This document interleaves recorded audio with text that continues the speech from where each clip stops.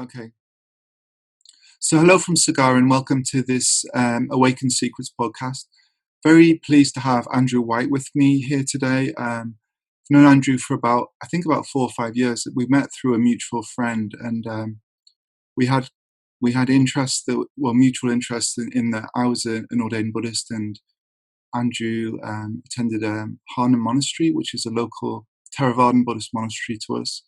And he also had a non-duality group. I was interested in non-duality, and he had a group in Newcastle somewhere, and I used to ask him questions about non-duality when I was starting to get involved in that.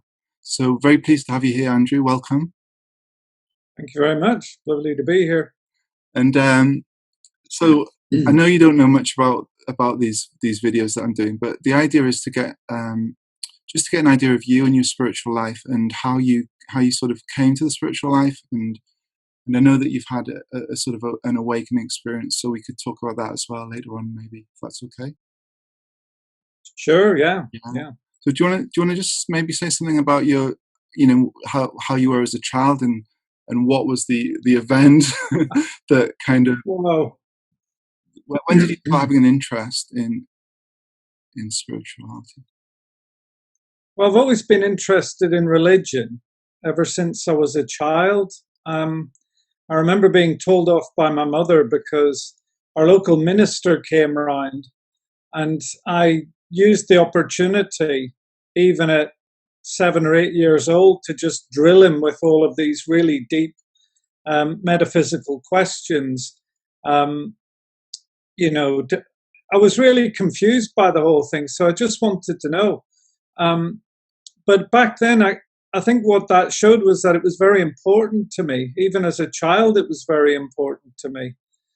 And when I grew up, that never really left me. So I became interested and really fascinated by all sorts of subjects that were a bit alternative. So I read up on everything from Egyptian rituals to crop circles to witchcraft to ancient Celts, and I was looking for something in there that I didn't find within mainstream culture, as it was back in the 1980s.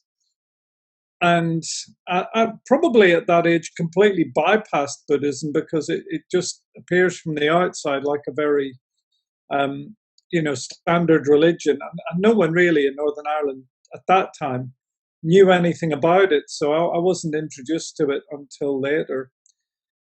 But the interest has always been there, and I think that's what led me when I went to art college in the 1980s in London to look up meditation, and that was my first contact with Buddhism, was to go along to the London Buddhist Centre, which back then, I mean, maybe it still is, but back then it was on Roman Road. It's kind of East London, if I'm remembering correctly. And I used to go along a couple of times a week and just take part in their lunchtime meditation group. And I find that quite an amazing, quite a transformative experience in itself. Mm. So when you were a child, it wasn't a movement away from pain. It was just a curiosity, just a searching that kind of naturally happened, would you say? Yeah. For me, it was a need to know the truth. Need to know the truth. I couldn't understand. I was brought up in a Christian tradition. And within that tradition, we were told that you might have 70 years and 10, or, if you were lucky, you might live to 100. But after that, you were dead forever. And forever is an infinitely long time compared to this short amount of time that you're alive. Mm. So I used to say to my parents, well, why aren't people more concerned about that? Because that's a much bigger, amount of time. Why aren't people really trying to figure out where we go and how we get there? And they just didn't know how to answer those questions. But for me, it was the most important question. And certainly when I became aware of Buddhism and moved into that kind of area of study, there was this idea that, well, you have this opportunity to realize truth, if I can put it that way. I mean, I don't get on very well with the language around spirituality, so forgive my memes. But if we don't use that opportunity, then we just rinse and repeat. You just come back and here we are again. Right, what are we going to do this time? Build more sandcastles, why don't you? But that's what most of us are engaged with in one way or another. Mm. Mm. And so when you finally met Buddhism in London, did that start to answer the questions? Not initially, because I wasn't really introduced to anyone who was able to answer questions. That didn't happen till later. I suppose if we fast forward a few years into the 90s, I came across some books in the library that were talking about things like astral projection. And again, that really piqued my curiosity, the idea that there might be ways of perceiving life which weren't through this physical vehicle. And when I looked at where these books came from, who was producing them, it said something about a Theosophical Society. I thought, oh, wow, never heard of this. I wonder if they still exist. So I actually got in touch with a magazine called the Fortean Times, and I said, because there was no internet in those days. We're going back to the very early 90s, pre-internet. And I phoned up the Fortean Times and I said, I've just read this thing about a Theosophical Society and I don't know who else to ask. Have you ever heard of them and do they still exist? And he went, oh, yeah, I've heard of them. In fact, hang on, I'll give you the phone number. So he put me in touch with Theosophical Society headquarters in London, who put me in touch with my local branch of the Theosophical Society. And that took my whole area of interest into what I guess was called the occult, really, but not like black magic, just as in studying that which is hidden. And towards spiritual teachers like Jiddu Krishnamurti, who became a very important influence for me. And that was the first time when I read Krishnamurti's teachings, that was the first time I think I became aware of a spiritual teacher, it seemed to me, was awakened, had some sort of spiritual awakening. Mm. Were you in the Northeast then, or were you still down in London? I'd moved to the Northeast by this stage, so I was living in North Yorkshire then, yeah. Right. And so where did those books take you? Well, they took me deeper and deeper into the Theosophical movement and its teachings and philosophies. And I did a little bit of teaching for them because I'd become a very avid student of those teachings. But in the end, I remember I had a little bit of an epiphany when I listened to a talk on a cassette back when we used cassettes by a lady who had turned away from the Theosophical movement because she found it too complicated. And she just said, the truth can't be this complex. And I came to agree with her. And that led me more towards Krishnamurti, who himself turned his back on the Theosophical movement. Mm. And I found that quite inspirational. But shortly after that, as we get past the sort of midpoint of the 90s, I was working as a teacher and I was studying a part-time master's in theology and religious studies. And I decided to use that as an opportunity to increase my knowledge of things like Buddhism and Hinduism. I was interested in both, but I wanted to learn them in quite a structured way from a sort of, if you like, as reputable a source as I could find, or reputable sources. And it was then that I first came across Theravada Buddhism.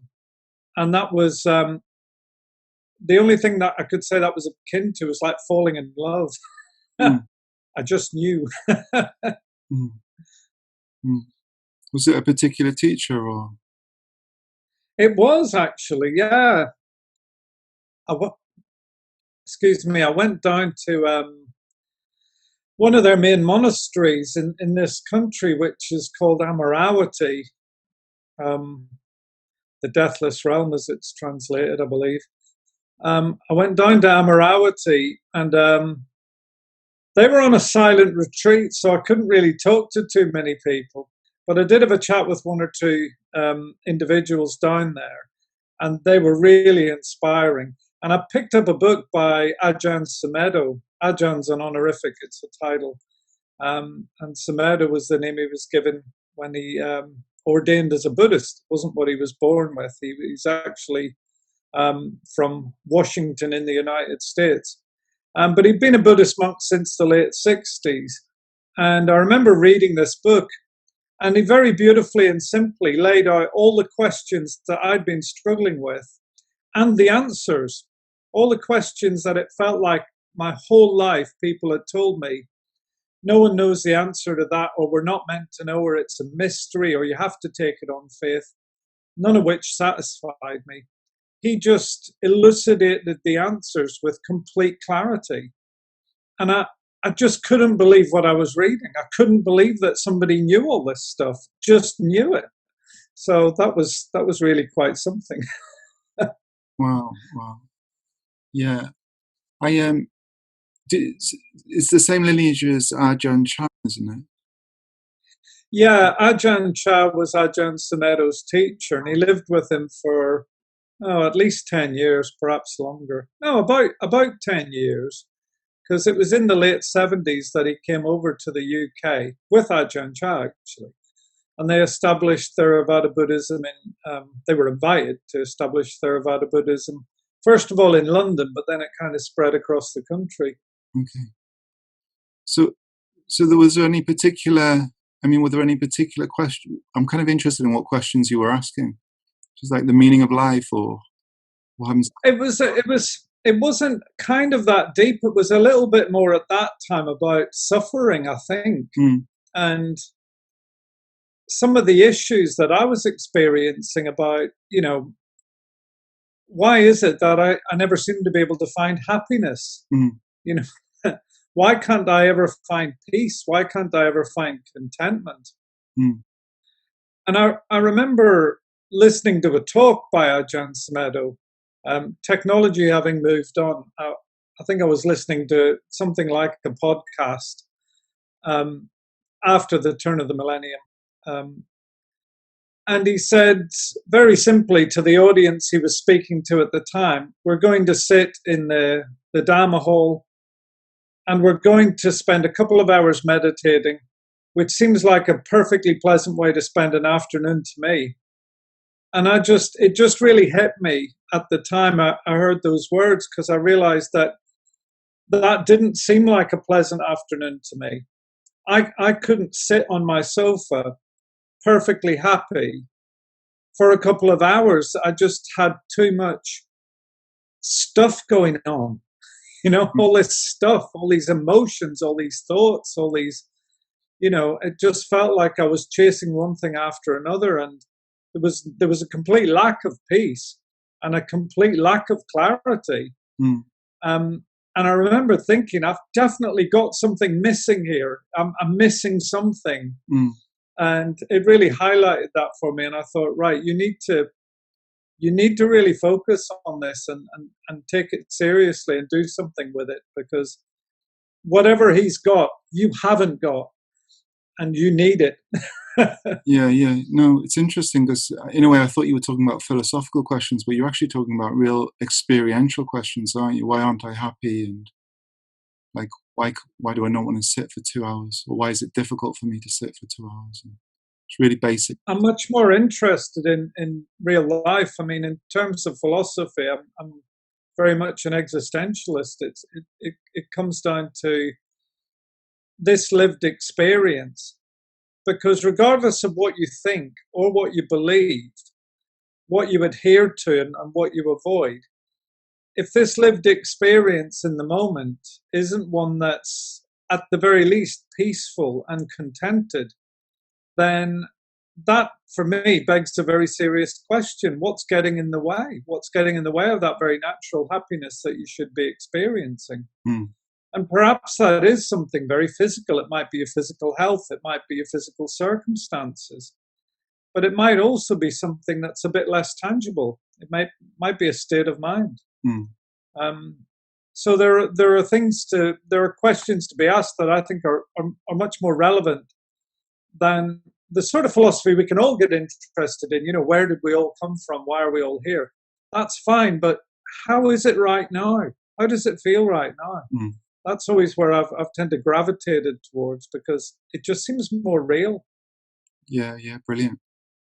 So take us through your journey from that time where you were asked to sit for 2 hours in the meditation room to, because I know that you're able to do that quite easily now, or you're able to rest more in peace quite easily now. So how did Yeah, yeah, which I think has its pluses and but also one or two minuses. But so moving forward from that, I think Buddhism planted an important seed for me. But it took some time for that to germinate. So I was still carrying on with a very dysfunctional life for a while trying to absorb these teachings and work with them. But whatever they were pointing to constantly eluded me. At that time, I really knew nothing apart from Krishnamurti and the teachings of Ajahn Sumedho and one or two other important Buddhist teachers. But then something else came into my life at that point, which was Eckhart Tolle. And the book definitely found me. Um, I was actually in W.H. Smith looking for a revision guide for my son, who was doing his GCSEs at the time. And I didn't bother to ask a member of staff where the revision guides were. So I was just walking around the store looking for them when my eyes sort of fell on the shelf. And I saw this book that was entitled The Power of Now. And I picked it up very disparagingly, thinking, oh, what a stupid title for a book. I bet this is absolute nonsense. And then I opened it, and again, I couldn't believe my eyes. It just, it was the exact opposite. There were just some absolutely beautiful teachings in there. And I thought, wow, of all the books that I could have walked past and found, and I wasn't browsing for anything like that. So that got purchased and absorbed. So that created a kind of trinity of influences, which was Krishnamurti, Ajahn Sumedho, and Eckhart Tolle. And they all seemed to provide different angles on the same basic question, and questions which were, again, very existential, very much about this lived experience. And I think what that did was it ramped up my practice to another level. So at that point, I decided, right, I'm going to stop drinking. I wasn't drinking vast quantities of alcohol, but I was still drinking a little bit. But I decided, right, let's put that to one side for the time being. And I was practicing mindfulness every day and practicing a very intense self-inquiry every day.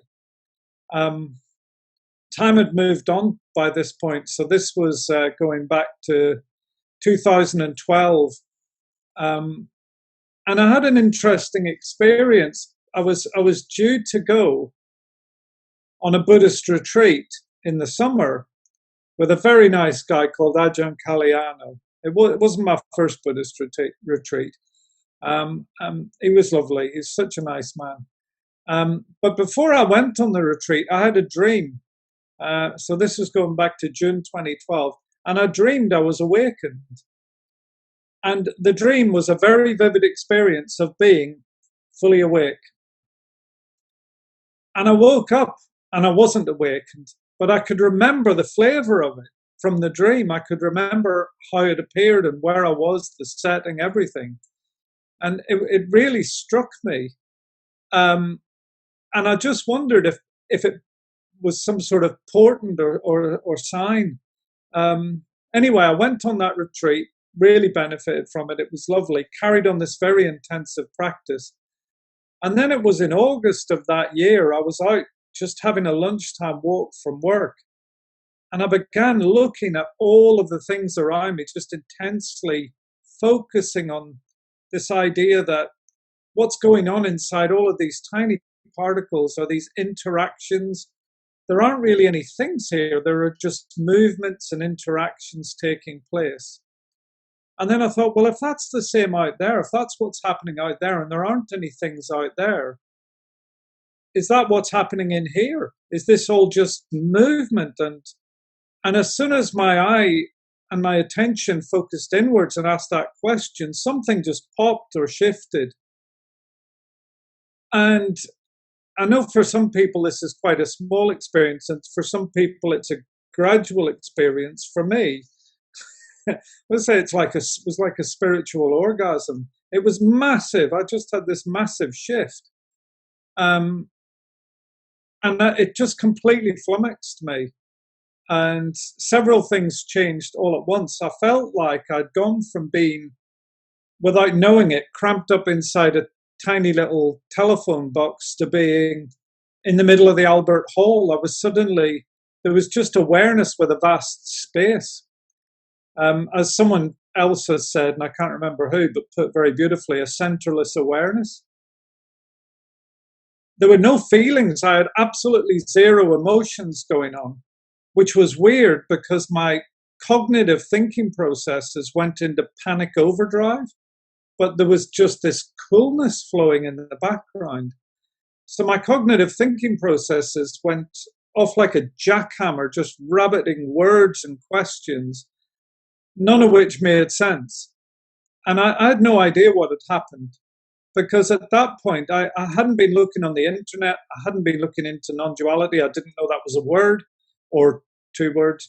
I didn't know there was a whole movement. I didn't know there were spiritual teachers online or websites or forums. I didn't know any of that. So I didn't know there was this awakening thing.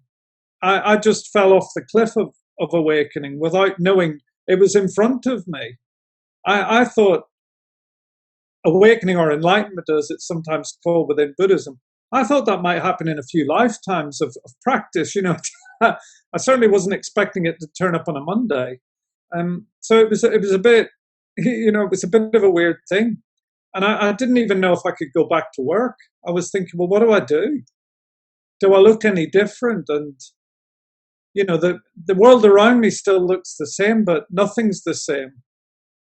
And I sort of tentatively finished my walk and went back into the office. And my colleague said something to me and I responded. And then he just got on with his work. And I sat down and I thought, well, I guess I better get on with mine, But it was the weirdest time, really weird. Were you in a relationship at that point? Yeah, the same one I'm in now, yeah. Right, and how was that? Was that the same? Or? Well, it was, my partner is a massive sort of source of strength and support for me. I'm very lucky, very fortunate to be in a lovely relationship with someone who's not a Buddhist, but has a very strong spiritual inclination. But beyond that, is very sort of clever and wise and has lots and lots of insight. And I gave it about a week, and this feeling hadn't gone away. It wasn't like a temporary thing, as I thought it might have been. And I thought, well, I'm going to have to say something. So I kind of picked the moment one morning and said, look, there's something I think I need to tell you. There's something I need to discuss. And she's a very sensible Yorkshire lass. And we had a chat about it. And I said, well, I think I've had this awakening experience. And she went, okay, fine. And I went, is that it? She went, well, yeah. Kind of, what do you want me to say? That's okay. Thanks for letting me know. And then we just kind of got on with our life. So, and she's very patient. If I ever talk about it or mention it, she just sits and very patiently listens to me and lets me express whatever I'm trying to express. But she didn't particularly notice the change. No, I did ask her about this, but I left it about 4 or 5 years before I asked her, and I said, "Have you noticed a change in me since that point in time when I said to you about awakening?" And she said she thought about it for a moment, and then she said, "I think you've become a little grumpier."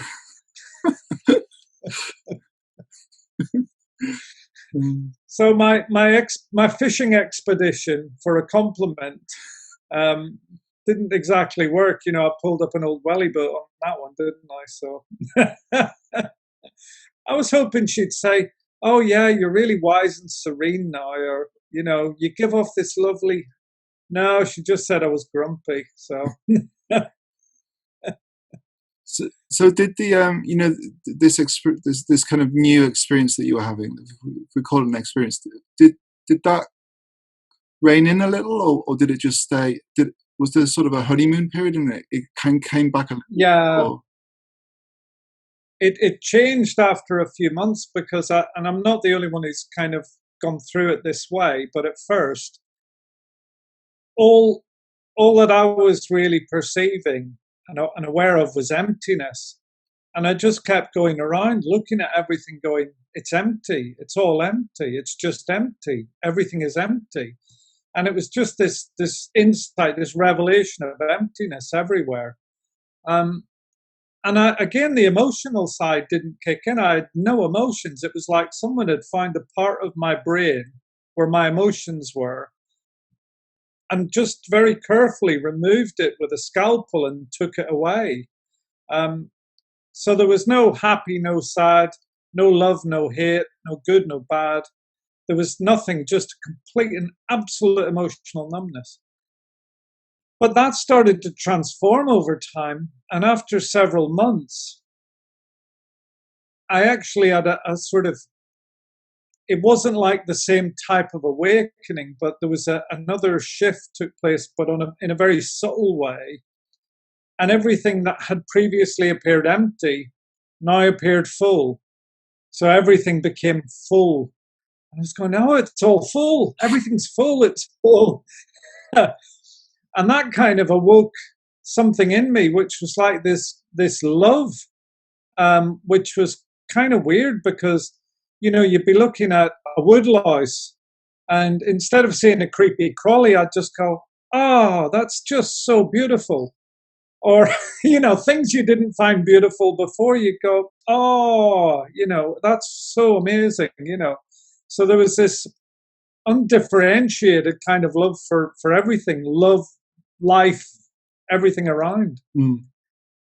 I think love up to that point had been quite a tight focused beam, you sort of shone it onto your nearest and dearest. So, your family and your friends and your partner and not really so much anybody else, but I didn't wish them harm, but I wouldn't have said I felt any love for them. And it was like someone took the cap off the torch and it was just suddenly a broad beam that didn't distinguish between anything. It was just everything was the same in terms of this experience of love. Lovely. So where does the grumpiness fit in? I think what happens after that is that there's still the conditioning from, and probably less socially filtered than it had been throughout most of my adulthood, where I'd been feeling grumpy, but had been covering it with a veneer of civility and pretending it didn't exist, I guess. And without that being there, then when things happen on a day-to-day basis, you just react to them.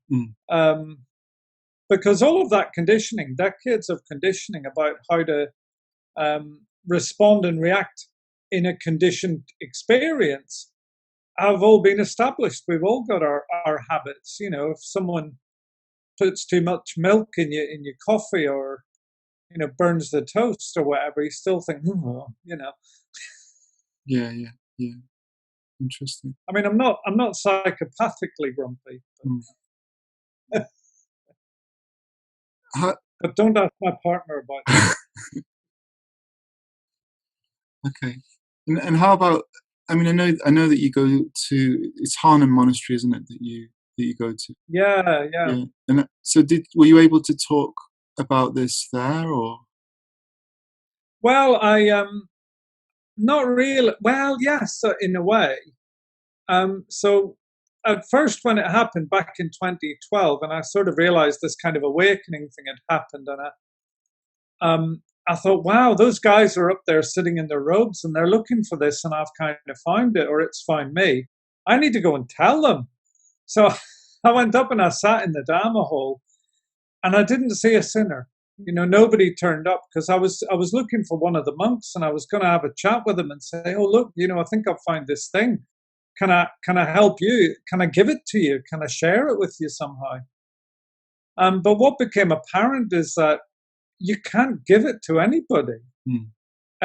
Everyone who, well, no one awakens. There's an awakening from, as you know very well, the sort of appearance of personhood or selfhood. There's an awakening from that. And it happens as a result of the efforts of that, well, to call it an individual again is just to contradict yourself, isn't it? But you know what I mean.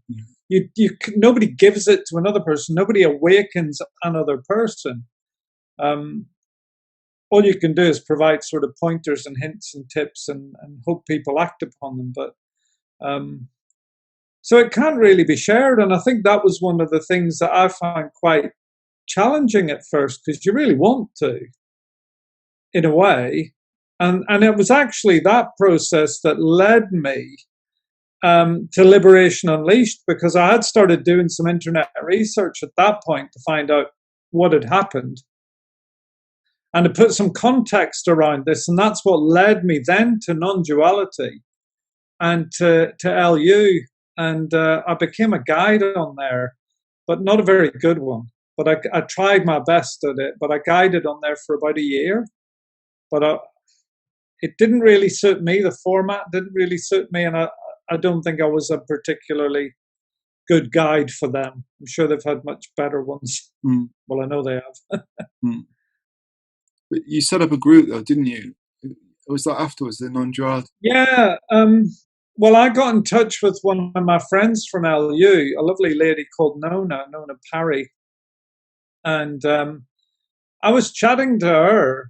Well, actually, as it turned out, she was in Newcastle at the time. She had quite a brief stay up in Newcastle.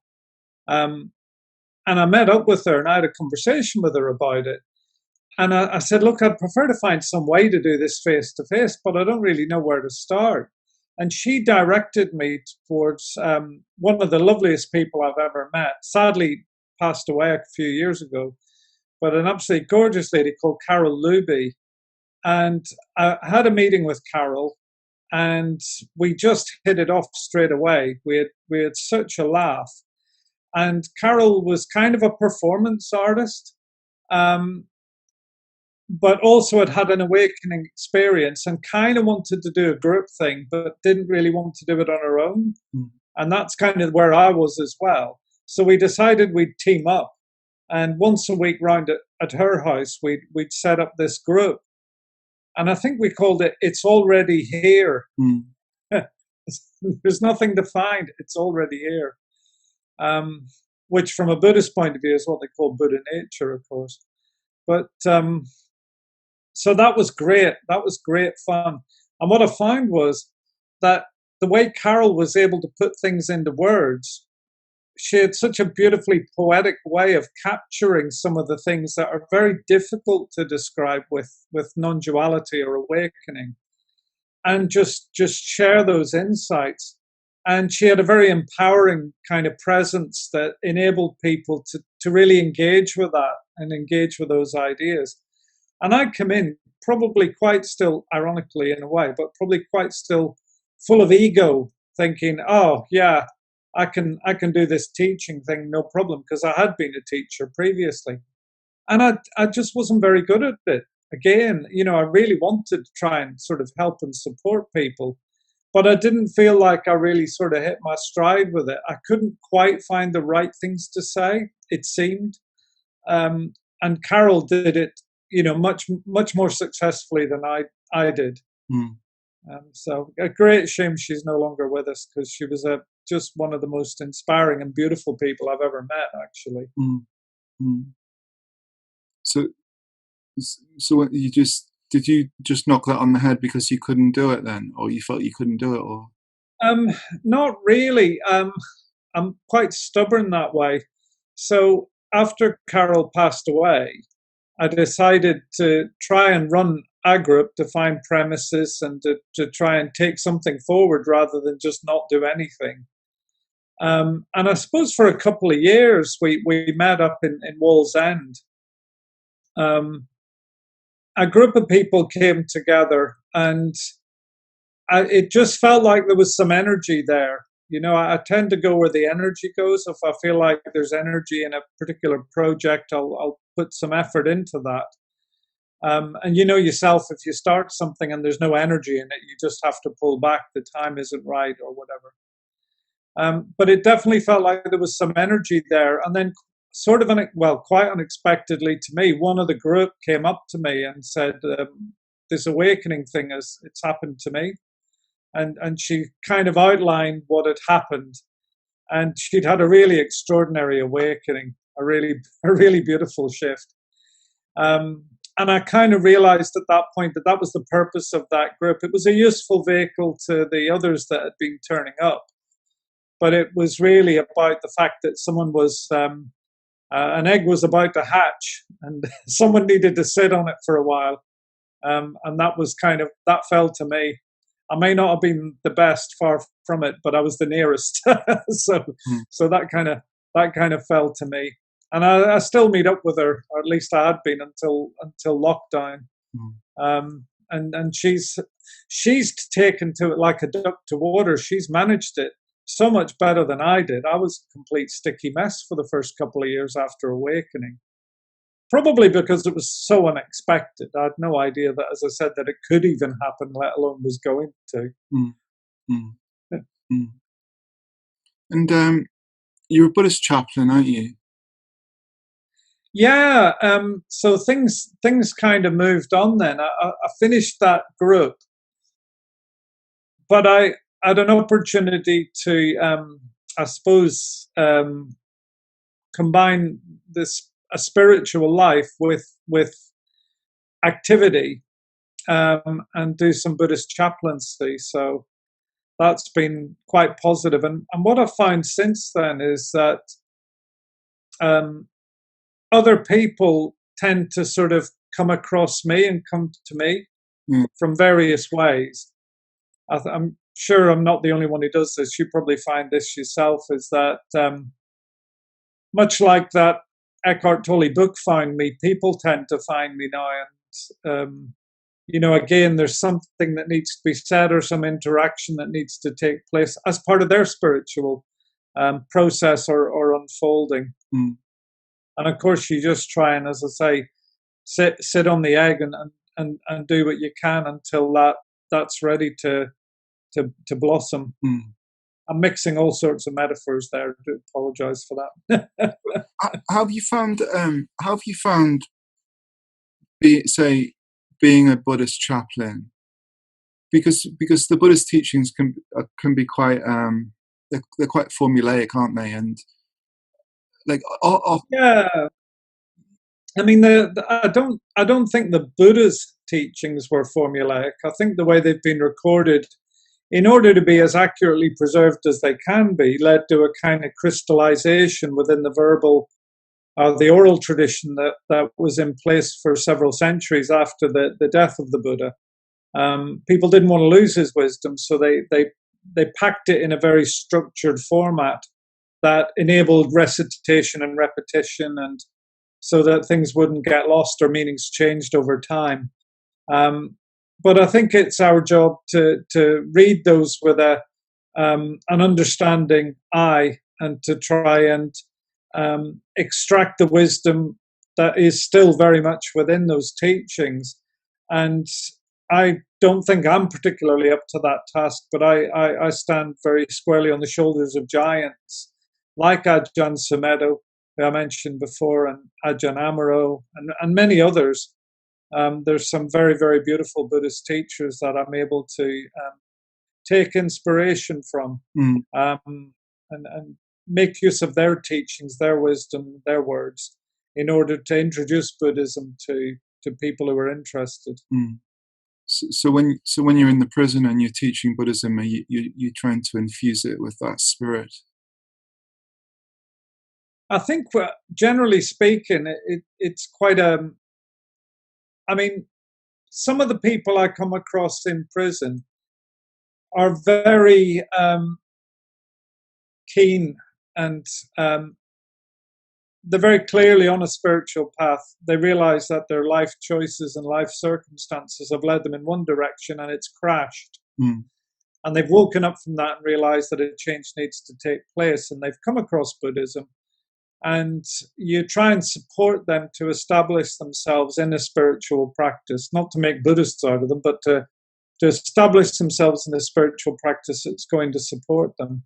So with individuals like that, you get a little bit beyond the basics of, I mean, a lot of the more basic stuff around Buddhism is about how to conduct yourself in this life in a way that doesn't increase your suffering and the suffering of others.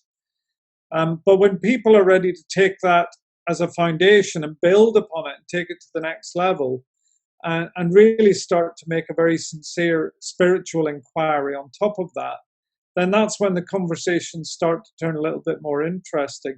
It's a rare thing, but it has happened. There are those people who I think, they definitely go out of prison with an idea that they want to take this very seriously. I wouldn't be surprised if, certainly one person I've spoken to recently, I think he might end up as perhaps a long-term resident at a community, if not decide to be an anagarika or even take ordination. Because some people, they do, it does hit them just as hard as it hit me when I came across it, and you have that feeling of coming home almost. Mm-hmm. I mean, I found that quite tricky because, I mean, as you know, I'm a Buddhist chaplain as well, and that the kind of interaction between. I remember when I sort of started to see more deeply into the teaching, I had a sort of an awakening experience, and was trying to teach it in a way that had spirit, whereas before I think it was quite formulaic. Yeah, Much I mean, as helpful as well to certain people that, like, say if people are unethical, or learning ethics is a good thing, I think, for them. But I think, like you say, there's a step above that where you can kind of get more into the kind of spirit of it. Does that make sense? yeah. I mean, I think with the sort of teachings that are on offer, there's a very wide range that go from the foundational Buddhist teachings, which are really essential, and we never get past them in a way. I don't want to make it sound like those are for beginners, because I think they're always present. And I think they're very, very important. But not everybody has an interest in engaging with Buddhism at a deeper level. And if they don't, that's fine. They want that more life-centered type of Buddhism that keeps them from falling back into the kind of patterns of activity that led them to prison in the first place. They want to find a way not to do that. Yeah. And for some of them, that is a massive, massive challenge. And we do what we can to support them in that, of course. But for some of them, they take to it so strongly that, and these are few and far between, but I've come across people, they take to it so strongly that, you don't have any real doubt that they're going to practice very sincerely when they leave, in the same way they were when they were in prison, which is a very challenging environment. It's a hard environment to practice any spiritual practice in, and Buddhism as much as any of the others, because there are a lot of people who will take advantage of a prisoner who seems to be kind and generous and gentle, and there's any number of people who'll try and take advantage of that. So it has its own unique set of challenges. Yeah, for sure. And how's your relationship with I mean, are you still attending? No, do you know what I mean? Are you still going to Harnham Monastery to see? Well, not this year because it's been closed, but I would have gone on retreat had it been open in September. I was already booked onto a retreat there. Again, just to I enjoy that, being able to spend a week in meditation and not have any other distractions. And I don't need holidays. I don't need sun, sea, sand, surf, and all the usual kind of accoutrements. But that peace and that tranquility is really a beautiful experience, and one that I'm sorry I wasn't able to take advantage of this year. So, mm, but lockdown has brought its own opportunities. Things have been quieter, and I've enjoyed that. Just I think once you've got that sense of peace inside, being able to just spend time, and not have lots of activity going on is actually just really pleasant.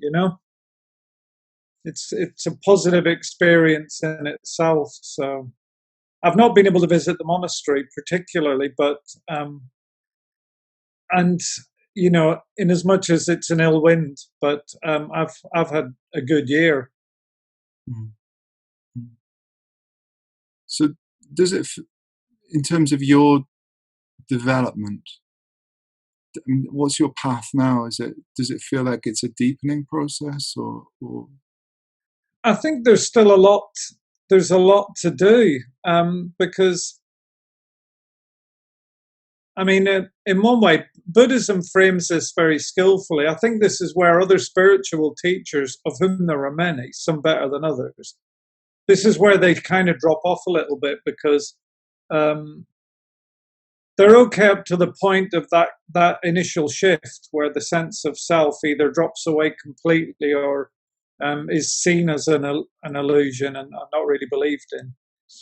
After that, the quality of their teachings varies. There's still some very good teachers out there. But within Buddhism, we have a very skillful means called the 10 fetters, which is a model which kind of highlights where you are on that map.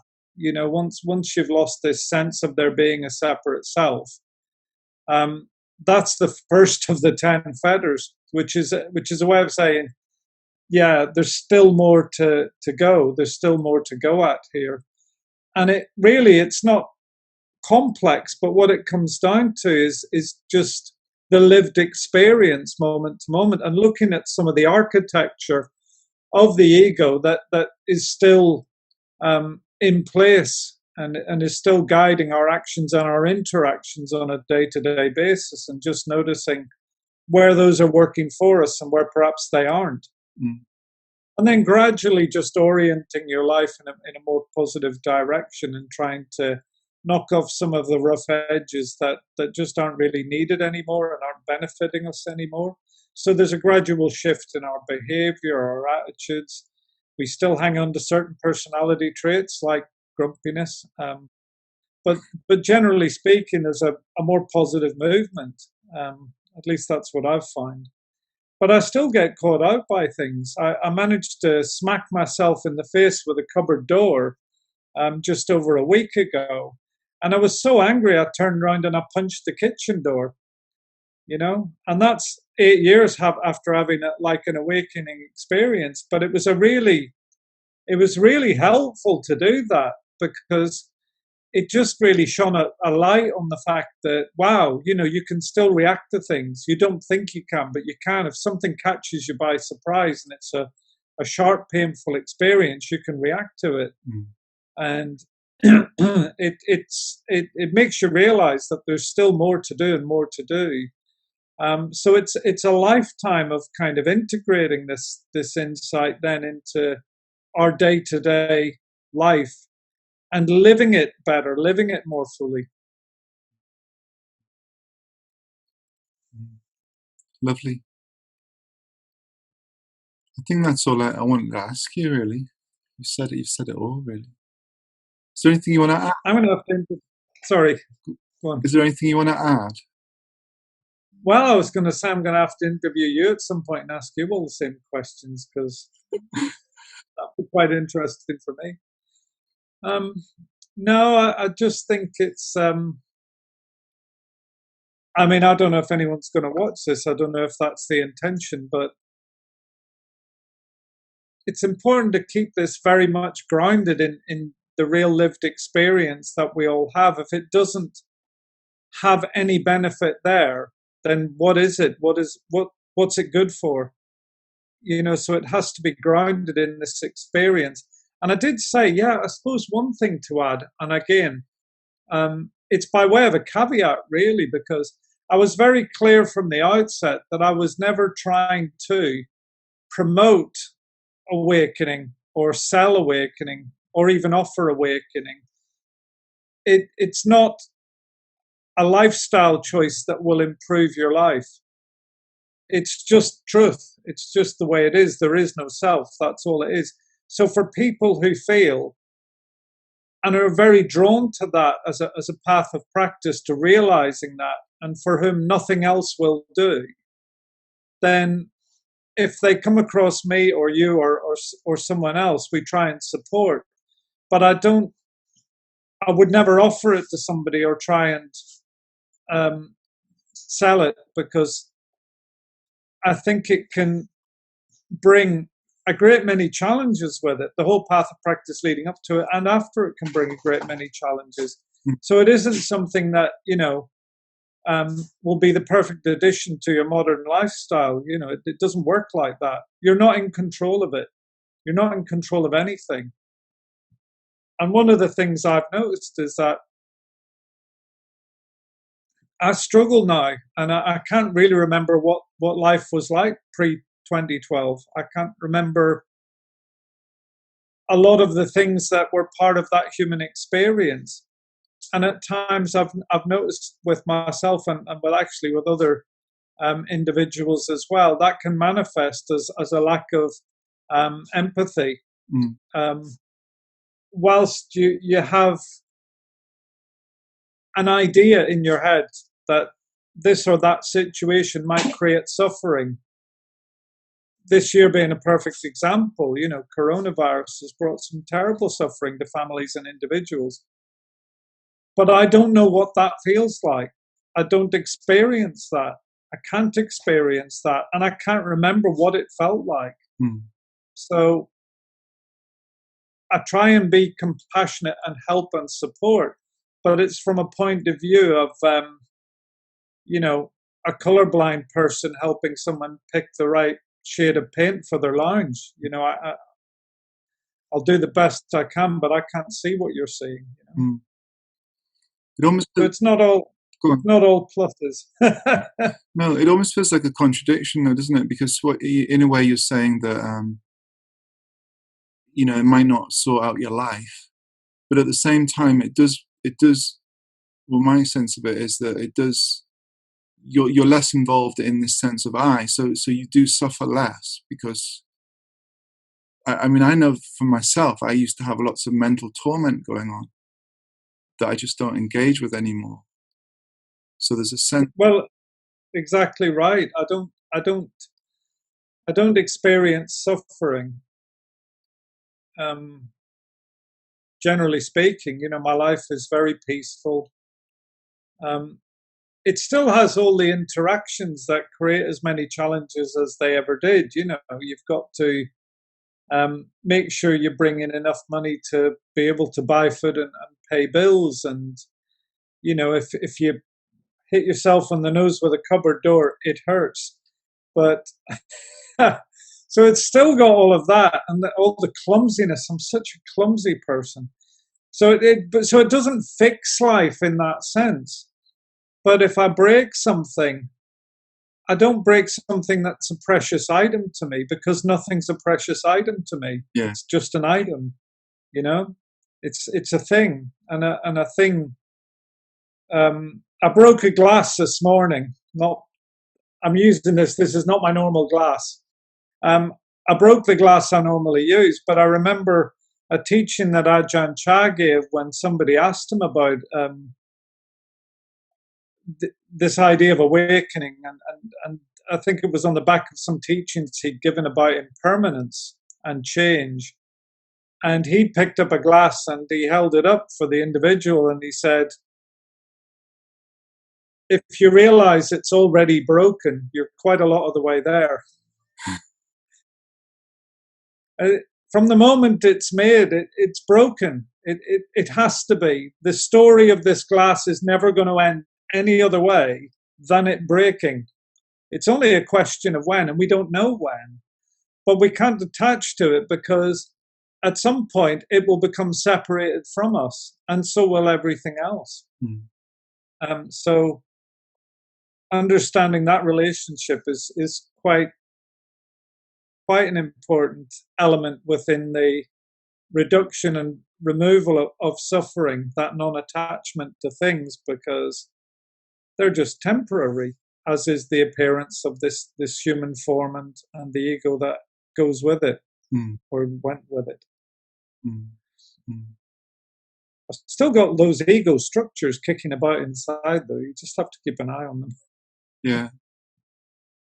I was always interested in the way you describe your kind of, what we call it, an awakening, because you see it through, it's almost like you have the Buddhist, the three lakshanas in there, don't you? It's like when I went through Liberation Unleashed, it wasn't like that in the same sense, but I think you saw it through impermanence, didn't you?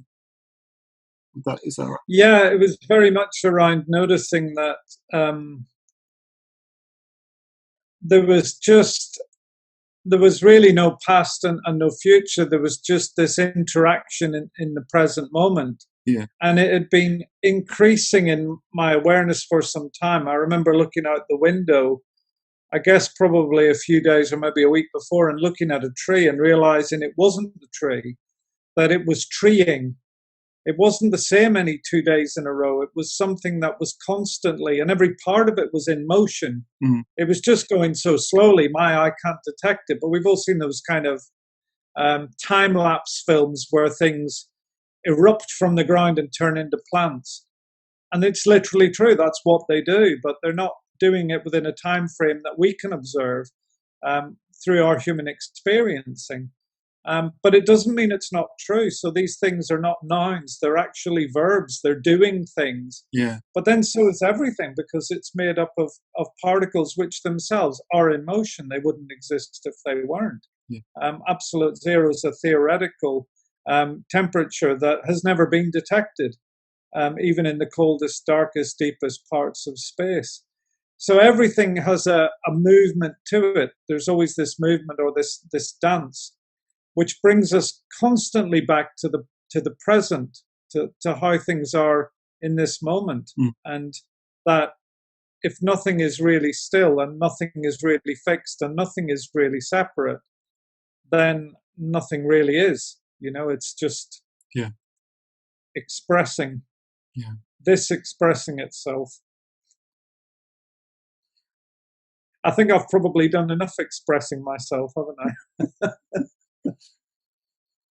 No, that's brilliant. It's a good way to end in a way. So thanks so much.